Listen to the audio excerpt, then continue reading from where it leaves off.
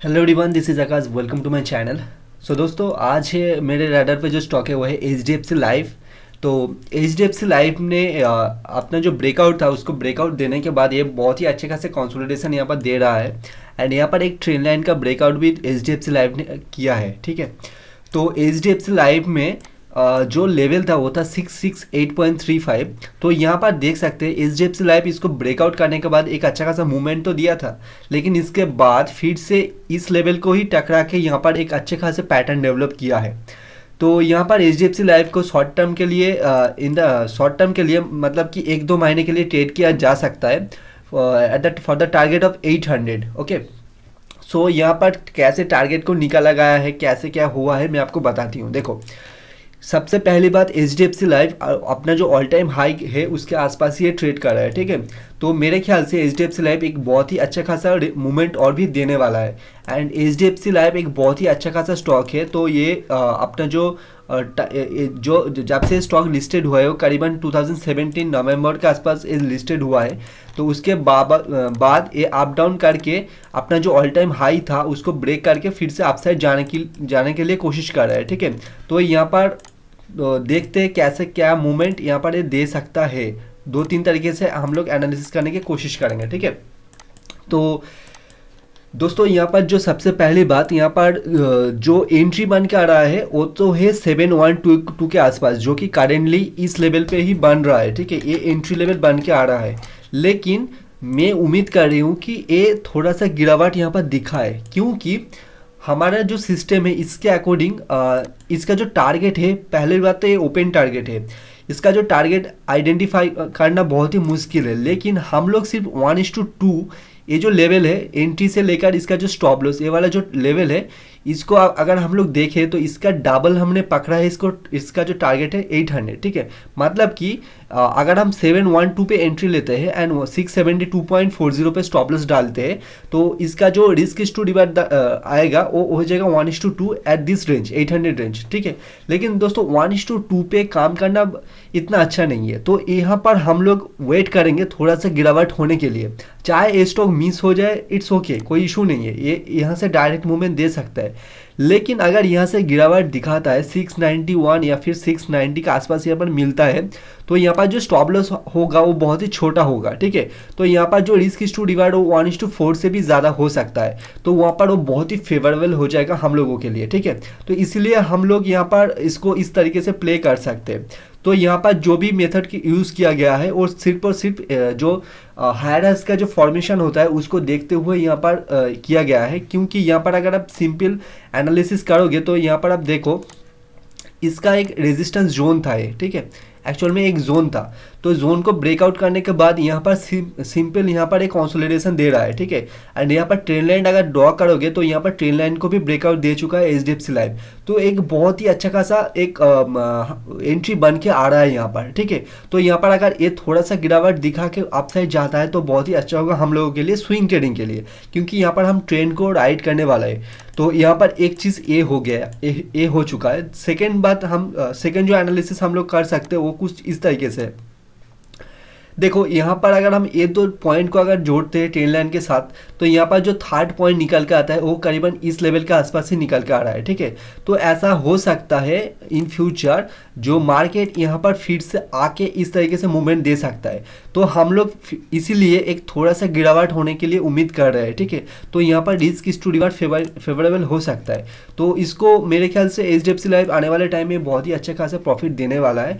Either ये profit देगा, नहीं तो अगेन ये छोटा सा एक स्टॉप लॉस दे सकता है। ठीक है, तो जो भी ट्रेड आप करोगे, आप हमेशा याद रखना रिस्क को मैनेज करते हुए करना। आपका जो भी पॉकेट साइज है, अगर आपका पॉकेट साइज के हिसाब से अगर आप रिस्क नहीं लोगे तो वहाँ पर प्रॉब्लम हो सकती है। ठीक है, ज़्यादा प्रॉफिट के चक्कर में आप रिस्क को ज़्यादा मत लीजिए।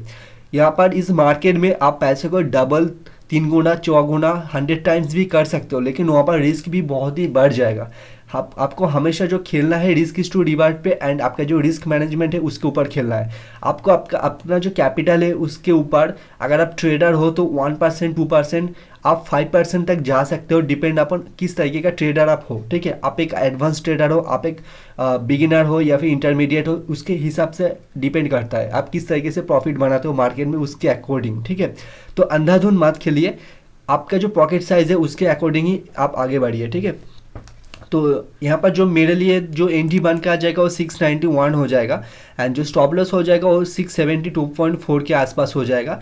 एंड देन यहाँ पर मैं जो टारगेट उम्मीद कर रही हूँ वो मिनिमम 800 का टारगेट मैं यहाँ पर देखना चाहती हूँ। ठीक है, तो अगेन यहाँ पर एक डिस्क्लेमर है, जो भी एनालिसिस यहाँ पर किया गया है वो सिर्फ और सिर्फ एजुकेशनल पर्पज़ के लिए है, कोई भी बाइंग और सेलिंग का रिकमेंडेशन ये नहीं है, एंड मैं कोई भी सेबी रजिस्टर्ड फिनेंशियल एडवाइज़र नहीं हूँ। तो ये एक डिस्क्लेमर था।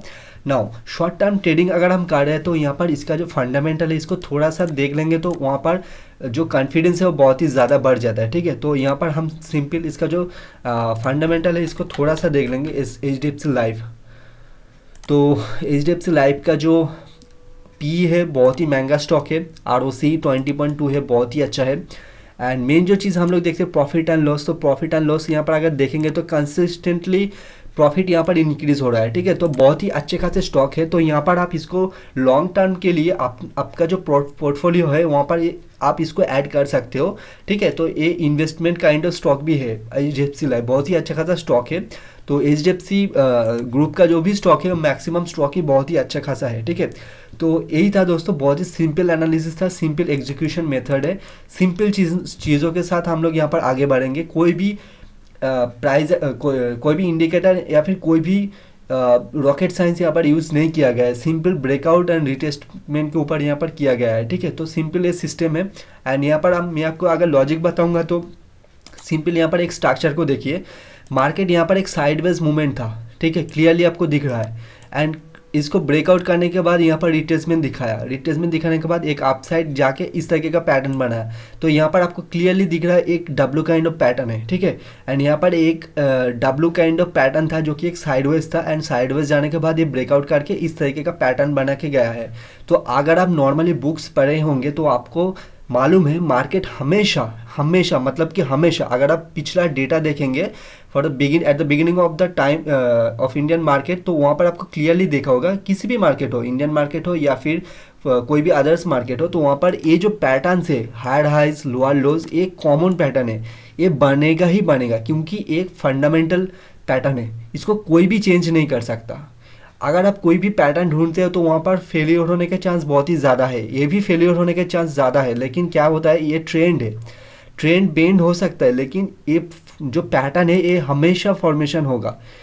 Higher high lower low and sideways, ये तीन तरीका का जो पैटर्न है आपको हमेशा देखने को मिलेंगे मार्केट में, चाहे आप पिछले 100 ईयर्स का डेटा भी क्यों ना चेक कर लो, आपको देखने को मिलेगा ही मिलेगा। तो सिंपल अगर आप इस पैटर्न को पकड़ के अगर ट्रेड करोगे तो आपका ट्रेडिंग जर्नी बहुत ही ईजी हो जाएगा, बहुत ही आसान हो जाएगा। आपको ज़्यादा चीज़ों के ऊपर फोकस नहीं करना चाहिए, एक चीज़ को लेकर उसमें मास्टरी करना चाहिए। ठीक है, तो मैं नॉर्मली ये जो पैटर्न है इसके ऊपर ही काम करती हूँ। एंड अगर आप मेरा पिछला वीडियो देखे होंगे पहले से लेकर अभी तक जितना भी वीडियो मैंने बनाया हूँ, तो वहाँ पर सिर्फ और सिर्फ इसी पैटर्न के ऊपर बेस करके मैंने हर एक ट्रेड आपको सजेस्ट किया था यहाँ पर, या फिर वहाँ पर एनालिसिस किया गया था। ठीक है, एंड हर एक ट्रेड को लेने से पहले मैं हमेशा एक चीज़ आपको बोलता हूँ कि आपका जो रिस्क मैनेज है उसको प्लीज़ कीजिए, रिस्क मैनेजमेंट के बिना आप प्लीज़ कोई भी ट्रेड को आप मत कीजिए। ठीक है, रिस्क मैनेजमेंट एंड डिसिप्लिन, क्योंकि अब अगर आप डिसिप्लिन के साथ ट्रेड नहीं करोगे तो वहाँ पर मुश्किल हो जाएगा। एंड सिस्टम के अकॉर्डिंग ही चलिए, आपका दिमाग क्या बोल रहा है, किस ट्रेड को लेना है किसको नहीं लेना है, दिमाग की मत सुनिए। ठीक है, आपका जो सिस्टम है वो अगर बोल रहा है कि बाई करो तो करो, अगर मार्केट क्रैश भी होगा एंड उसी टाइम पे अगर आपका सिस्टम बोल रहा है कि भाई आप इस शेयर को बाई करो, तो भी आप बाई करो। ठीक है, मार्केट को क्रैश होने दो, अगर आपको सिस्टम बोल रहा है कि बाई करो तो बाई करो, क्योंकि आपको अल्टीमेटली आपका सिस्टम बचाएगा। मार्केट तो मार्केट के हिसाब से ही चलेगा, लेकिन आप मार्केट अपना जो चाल है उसको चलेगा ही चलेगा, लेकिन आपको तो बिलीव करना होगा आपके सिस्टम के ऊपर, क्योंकि अल्टीमेटली आपका सिस्टम ही आपको पैसा बना के देगा। तो वहाँ पर आपको अगर 50-60% करेक्ट होते तो यहाँ पर बहुत ही ज़्यादा पैसा बन जाएगा इस मार्केट में। ठीक है, तो यही है दोस्तों। आई होप आपको कुछ सीखने को मिला होगा। अगर आपको कुछ भी सीखने को मिला होगा तो वीडियो को लाइक कर देना एंड इस चैनल को सब्सक्राइब कर देना ज़रूर, ठीक है। तो चलिए मिलते हैं अगले वीडियो में। एंड कोई भी इंटरडे ट्रेडिंग का आइडिया नहीं है क्योंकि मैंने एनालिसिस नहीं किया है, लेकिन हाँ कुछ स्विंग ट्रेडिंग का मेरा यहाँ पर एक्टिव हुआ है। तो यहाँ पर मैं केसी इंटरनेशनल, अशोका बिल्डकॉन, ये दोनों स्टॉक को मैंने हाईएस्ट मेरे अपसाइड में रखा है। And Venky's, PNB, Federal Bank, Rajesh export, CGCL, bank of Baroda, Relaxo तो मेरे डाटा पे ऑलरेडी है। एंड यहाँ पर 2 ट्रेड मेरे गलत हो चुका है एक्चुअली। बिरला कॉर्पोरेशन थोड़ा सा एनालिसिस गलत हो चुका है उसमें कि, लेकिन मेरा पोजीशन वहाँ पर ओपन है तो मैं वहाँ पर डेफिनेटली उसका जो स्टॉप लॉस है उसको आइदर स्टॉप लॉस हिट करेगा या फिर टेक प्रॉफिट, ये दोनों के लिए मैं वेट करूँगा, लेकिन ट्रेड को मैं निकालूंगा नहीं, ठीक है। एंड इसके अलावा भी L&T finance and fail radar पे है। तो 2 ही ट्रेड एक्टिव हुआ है, एक है अशोका लेलैंड एंड दूसरा है केसी इंटरनेशनल। एंड वेंकीज बहुत ही अच्छा दिख रहा है। अगर मेरा जो सिस्टम है उसके अकॉर्डिंग अगर एक्टिव होता है तो वेंकीज आने वाले टाइम में बहुत ही अच्छा खासा मूवमेंट यहाँ पर देख सकता है। इनफैक्ट पीएनबी भी बहुत ही अच्छा है, ठीक है। तो ये सारे हाई रिस्क टू रिवार्ड का सिस्टम है मेरे पास। तो यहाँ पर जो रिस्क टू रिवार्ड है हर एक स्टॉक में मिनिमम 1:5 है, मिनिमम हर एक स्टॉक में। एंड मेरा जो रिस्क टू रिवार्ड रहता है वो मिनिमम स्विंग ट्रेडिंग में वो मिनिमम 1:4 रहता है, ठीक है। 1:3.5 टू 1:4 इस टाइप का। एंड मैं नॉर्मली फोकस करता हूँ जो रिस्क टू रिवार्ड है उसको कैसे ज़्यादा किया जाए, क्योंकि मैं जो एक्यूरेसी है उसके ऊपर ज़्यादा फोकस नहीं करता। मैं नॉर्मली रिस्क टू रिवार्ड पे ज़्यादा फोकस करता हूँ, ठीक है। तो चलिए मिलते हैं अगले वीडियो में। बहुत ज़्यादा बोल दिया हूँ मैं, तो happy trading, have a good day.